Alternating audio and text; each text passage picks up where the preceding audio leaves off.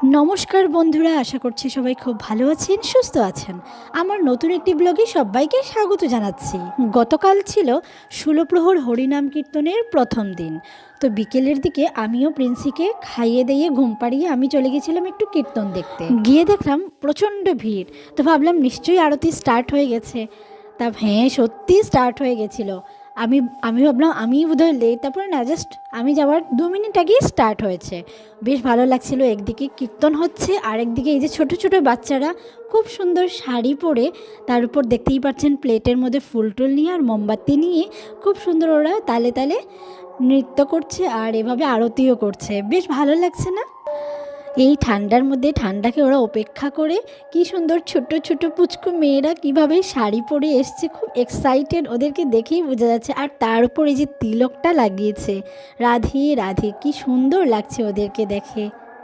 পুরো মনে হচ্ছে এখানেই বৃন্দাবন, আমাদের রাধা কৃষ্ণ এখানেই আছেন। সব রাধিকারা কৃষ্ণকে এভাবেই পুজছেন, মানে এভাবেই পুজো করছে। খুব ভালো লাগছে না দেখে? তারপর আমরা সবাই মিলে আরতি নিলাম, শান্তির জল নিলাম।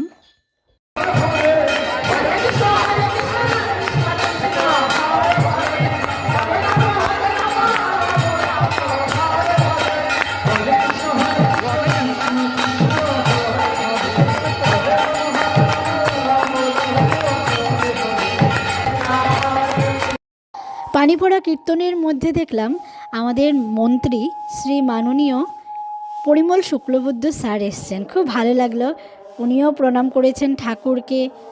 বেশ ভালো লাগলো, সবাই ওনাকে নমস্কার করলো। খুব ভালো লাগলো আর কি জিনিসটা দেখে।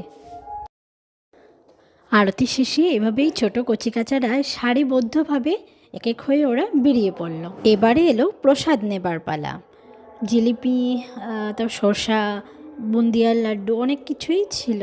তার মধ্যে আমি শসা নিয়েছি আর জিলিপিও পেয়েছিলাম। তো বসে বসে সেটাই খাচ্ছি। আর এবারে যাকে দেখতে পাচ্ছেন আমার পাশের বাসার ননদিনী, আমরা দুজনই এক জায়গায় বসেছি, কীর্তনও দেখছি আর সুন্দর আমরা গল্পও করছিলাম।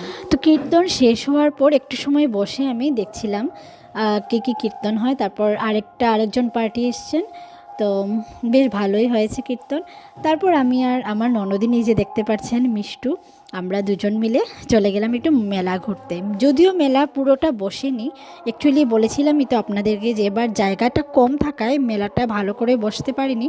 টুকটাক যা হয়েছে, তাও গতকাল জাস্ট অল্পই বসেছিল, আজকে হয়তো পুরোপুরি বসবে। তো যতটুকু হয়েছে টুকটাক একটু আপনাদেরকে দেখানোর জন্য টুকটাক আর কি উঠিয়েছে। আর কিছু কেনাকাটা করিনি, ভেবেছি পুরো যখন বসে যাবে মেলা তখন কেনাকাটা করব।